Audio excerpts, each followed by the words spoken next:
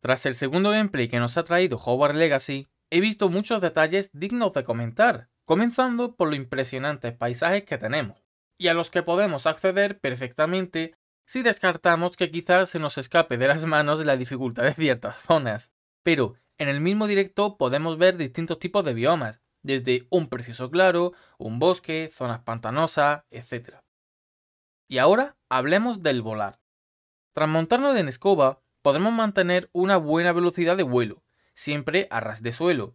Esto nos permitirá, por un lado, sortear cualquier puente destruido u obstáculo y poder admirar todo el paisaje que han generado. Obviamente, claro que podemos elevarnos del suelo, pero dependemos de una barra de estamina que al principio se agotará con rapidez. Pero no os preocupéis, ya que hay formas de poder volar por los cielos, ya sea montándonos en algún animal como un hipogrifo o aplicándole mejoras a la escoba, que ya sea de paso no solo podremos mejorarla, sino cambiar su estilo estético o escoger entre un surtido de escobas a nuestro gusto. ¿Qué diferencia hay entre montar en hipogrifo y escoba? Hay dos claras diferencias. La primera es el tener o no barra de estamina al volar. Mientras que la escoba tiene una barra de estamina, el hipogrifo no la tiene. Y la segunda es la velocidad. Mientras en un hipogrifo tendremos una velocidad de movimiento más reducida, en escoba es como ir en moto. Nos hacen una parada en una aldea, y es importante este término, ya que, según la historia, el único pueblo que hay en los alrededores es Hogsmeade. Por ello, y para que las zonas no se quedaran desiertas, han añadido varias pequeñas aldeas permitiendo un poco más de juego a las afueras de Hogwarts. Como último detalle bonito, nos enseñan el mismo paisaje en invierno. Y la verdad, está bastante chulo. Podemos ver cómo la nieve está por todos lados independientemente del bioma. Las estaciones del año no implican un cambio significativo en el juego, ya que su objetivo es marcar en qué parte del curso te encuentras, además de las fiestas y eventos que pueden tener el mundo de Hogwarts. Pero algo que sí marca la diferencia es el ciclo de día y noche, el cual notaremos bastante, ya que, por la noche, veremos a menos gente. Las únicas luces serán las de las hogueras y velas, y sobre todo, habrá actividades que dependiendo del ciclo del día podremos realizar o no. Todo esto podremos verlo en el directo que realizaré el día 7 de febrero aquí en YouTube. Y ahora pasamos a la lucha, donde no explicaré el menú, sino los detalles del mismo combate.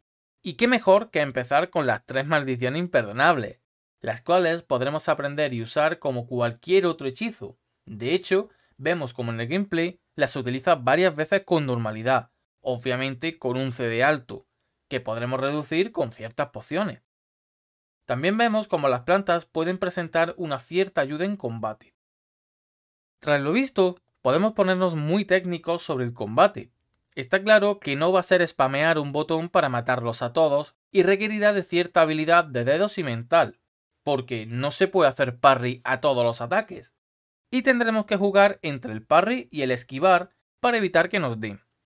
Por esto, pienso que los combates van a llegar a ser muy entretenidos una vez que tengamos esta agilidad en combate. Y ahora vienen las pegas. La principal de todas es la poca agresividad de los enemigos, generando muchos tiempos muertos donde simplemente se te quedan mirando. Por otro lado, esto puede ser provocado por la dificultad en la que se juega. Quizá en una superior los enemigos son más activos, aún no se sabe. También puede ser que el gameplay es una fase temprana de la historia y aún estamos recién salidos del tutorial, por así decirlo. O simplemente las 3 maldiciones más tu magia antigua forman un potencial bestial para reducir a los enemigos rápidamente, reduciendo la dificultad con la impresión de poca agresividad. Por último, comentaré que el combate tiene muchos más detalles que omito, ya que considero más sorprendente verlos por ti mismo, pero pinta muy divertido y con diversidad. Aquí hago una pequeña parada para indicaros que la arena que veis en el vídeo estará solo disponible en la edición deluxe y superior, pero existe otra arena igual a la que todos tendréis acceso. La única diferencia que hay es que esta arena te permite utilizar en ella todos los hechizos, pero solo dentro de la arena. Fuera de ella tendrás que aprenderlos para usarlos. Por último, hablaremos de la Sala de los Menesteres, la cual podréis personalizar totalmente, de forma literal, ya que tendréis un conjunto de decoraciones, tanto para la arquitectura de la propia sala, que podemos modificar a gusto, como los propios muebles, que podéis crear, quitar, mover, cambiar de color, tamaño. Luego tendremos nuestras herramientas de magueo, por así decirlo, y para explicarlo lo resumiré en que recogeréis piezas de equipo que tendremos que identificar para posteriormente poder adquirir las habilidades de este equipo y ponerlo en nuestra ropa. Con esto básicamente desean que puedas vestirte como tú quieras, ya que será tu ropa la que mejorarás, además de poder cambiar su aspecto en todo momento, sin tener que perder las pedazos de estadísticas que tiene ese suéter tan feo que odias. Eso sí, las mejoras obviamente requieren de materiales de antemano. Por último, nos enseñan el vivero, donde veremos algunos de los animales que podremos tener y usaremos para recolectar materiales, tanto de los propios animales, que por cierto tendremos que alimentar y cuidar, como los propios recursos del vivero. Este vivero funciona como un housing de todos los juegos, ya que también podremos personalizar al igual que la sala anterior, añadiendo un comedero automático para los animales, retirando árboles por otros más bonitos, e incluso podremos cambiar el propio bioma. La verdad es que tiene una gran personalización y por ello no voy a comentar mucho más, ya que será más impresionante probarlo que explicarlo. Antes de finalizar este vídeo, os dejo una cinemática que dejaron como sorpresa, de la cual no sé qué puede significar, y tras hablar con un par de fans me han dado 3000 teorías.